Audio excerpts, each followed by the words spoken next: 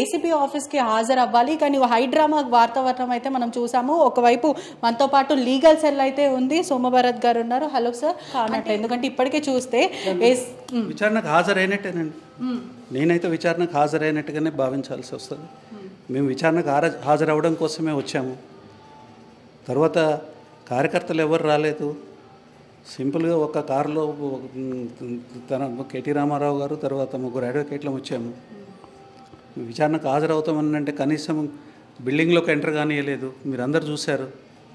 అంటే 40 నిమిషాల పాటు ఆర్గ్యుమెంట్స్ అనేవి జరిగినాయి. ఒకవైపు ఏసీపీ అధికారులు లాయర్స్ని కానీ అడ్వకేట్ని కానీ మేము లోపల పంపించాం, కేవలం మీరు మాత్రమే రావాలి అంటూ చెప్పారు. మరోవైపు కేటీఆర్ కూడా ఒక అక్నాలెడ్జ్ ఇచ్చారు. అక్నాలెడ్జ్లో ఏముంది, ఎందుకని హై డ్రామా క్రియేట్ చేశారు? ఒకవైపు కేటీఆర్ భయపడ్డారా లేకపోతే ఏంటి?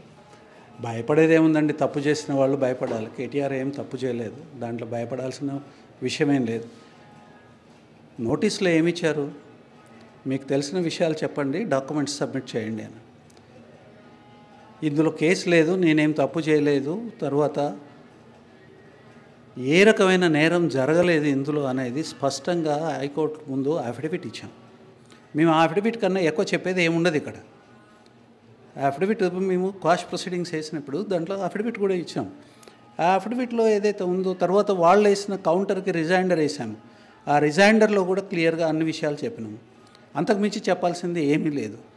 దాన్ని ఎగ్గొట్టుకునేదానికి కూడా ఏమీ లేదు. అట్లాంటప్పుడు మేము వచ్చింది దేనికోసం అండి? మా ఉద్దేశం ఏంటంటే కోర్టు వాళ్ళ ముందు అపియర్ కావాలి, అపియర్ అయ్యి వారికి మేము చెప్పాల్సింది మేము ఆల్రెడీ చెప్పినాము. తర్వాత దానికి తోడు డాక్యుమెంట్స్ అని అడిగినారు. డాక్యుమెంట్స్ అన్నీ గవర్నమెంట్ దగ్గర అవైలబుల్గా ఉంటాయి, నా దగ్గర ఎందుకు ఉంటాయి? అంటే కేటీ రామారావు గారి దగ్గర ఎందుకు ఉంటాయండి? ఉండవు కదా. డాక్యుమెంట్స్ అన్నీ గవర్నమెంట్ దగ్గర ఉంటాయి.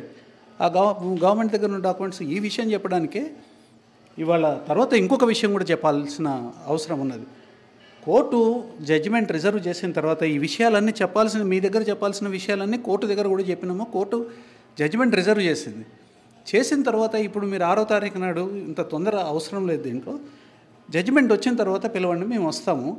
అది కాదు అని అంటే మీరు ఏం క్వశ్చన్స్ అడుగుతారో అడగండి, నేను చెప్పాల్సింది నేను చెప్తాననే దానికోసమే ఇవాళ వచ్చాము.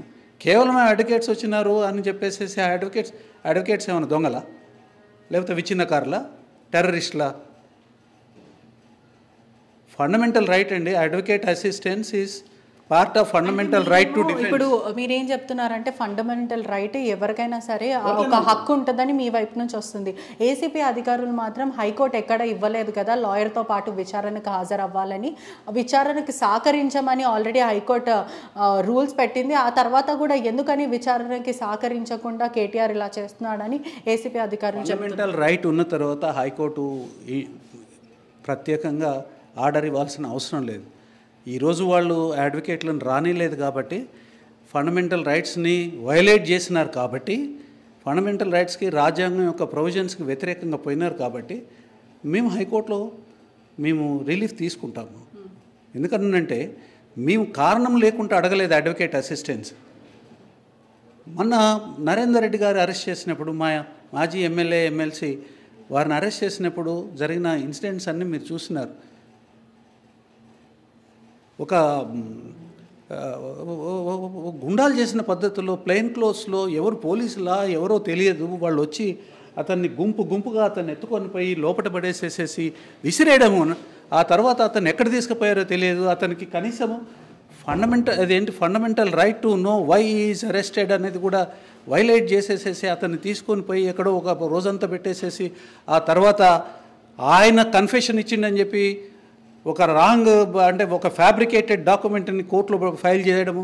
ఇదంతా తర్వాత ఆయన కోర్టు ముందుకి ఒక అఫిడవిట్ ద్వారా పోయి నేను ఇది ఇవ్వనే లేదు, దాంట్లో కేటీఆర్ గారిని ఇంప్లికేట్ చేసే విధంగా ఒక డాక్యుమెంట్ని క్రియేట్ చేసేసినారు. దాన్ని మళ్ళీ కోర్టు ముందుకెళ్ళి అతను అఫిడవిట్ ఇచ్చినాడు. ఇట్లాంటివన్నీ కూడా పునరావృతం కాకూడదు అనే ఉద్దేశంతోనే fundamental right to be investigated properly, ఏదైతే ఫండమెంటల్ రైట్, రాజ్యాంగం ఇచ్చిన ఫండమెంటల్ రైట్ వ్యక్తికి, తర్వాత విచారణ ఎదుర్కొనే వ్యక్తికి ముఖ్యంగా దాన్ని ఇన్వోక్ చేసే అడ్వకేట్ అసిస్టెన్స్ అడిగినారు. అడ్వకేట్స్ పోతే ఏం చేస్తారండి? The duty of the advocate is to assist the authority, assist the court, for them to come to A truthful ఏమంటారు ఒక కంక్లూషన్కి వచ్చే దానికోసమే పోయినాము. దానికోసం పోతే మీరు లోపలికి రానియొచ్చు. ఈ డ్రామా అంతా రోడ్డు మీద ఎందుకు జరగాల? అవసరం ఏమున్నది? నలుగురిని లోపలికి తీసుకొని పోతే ఏం నష్టం వస్తుంది? తర్వాత ఎందుకు ఒక ఆఫీసర్ నడుచుకుంటూ ఆయన ఇక్కడికి వచ్చి ఇది రిసీవ్ చేసుకోవాలా? Why not that we be allowed into the premises and receive that? చాలా విచిత్రమైన వ్యవహారం ఇది. ఇప్పటికే ఏసీబీ అధికారులు దీని కోర్టు డిస్ట్రిక్ట్ మేము తీసుకెళ్తాము, మళ్ళీ మేము లీగల్ టీమ్తో రివర్క్ అవుతామని వాళ్ళ వైపు నుంచి చేసుకోవచ్చండి. వాళ్ళ లీగల్ టీంతో వాళ్ళు మాట్లాడుకోవచ్చు, అక్యూజ్డ్ లీగల్ టీంతో అక్యూజ్డ్ మాట్లాడుకుంటారు. అల్టిమేట్లీ కోర్టుకి విషయాలన్నీ కూడా ఒక పద్ధతిగా నడవాలనే దానికోసము మేము చెప్తాము, వారు కూడా చెప్తారు. విచారణకి రమ్మంటే హాజరు అవుతారా వితౌట్ అడ్వకేట్స్? 100% హాజరవుతాము. ఫండమెంటల్ రైట్స్ ఏదైతే ఖచ్చితంగా అండి అడ్వకేట్తోనే పోతారు. Advocate will not interfere in any of the questioning and all that. బెదిరించకుండా చూస్తారు, ప్రెషర్ అప్లై చేయకుండా చూస్తారు. పద్ధతి ప్రకారం ఏ రకంగా అయితే అవమానపరచకుండా చూసుకోవాలి, హ్యూమిలియేట్ కాకుండా చూసుకోవాలి. Accused is only accused.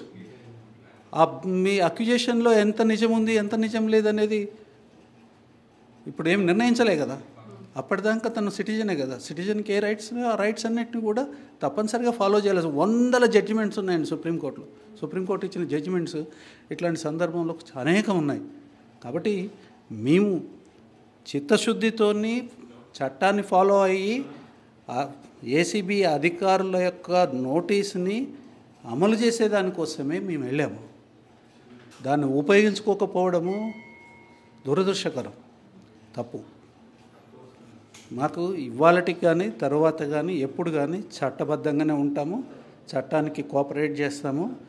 Court మీద నమ్మకం ఉంది, న్యాయాన్ని కోర్టు ద్వారా పొందుతాం. ప్రపంచంలో ఏ మూల ఏ క్షణం ఏం జరుగుతుందో వేగంగా తెలుసుకోవడానికి తొలి వెలుగు వాట్సాప్ ఛానల్ని ఫాలో చేయండి.